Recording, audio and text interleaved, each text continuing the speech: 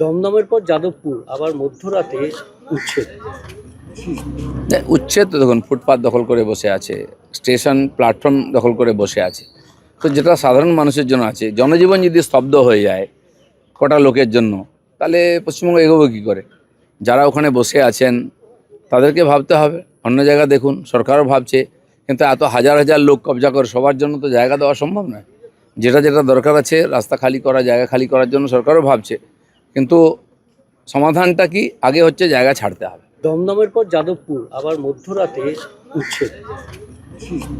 উচ্ছেদ তো দেখুন, ফুটপাত দখল করে বসে আছে, স্টেশন প্ল্যাটফর্ম দখল করে বসে আছে।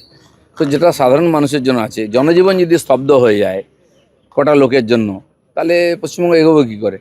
যারা ওখানে বসে আছেন তাদেরকে ভাবতে হবে, অন্য জায়গা দেখুন। সরকারও ভাবছে, কিন্তু এত হাজার হাজার লোক কবজা করে সবার জন্য তো জায়গা দেওয়া সম্ভব নয়।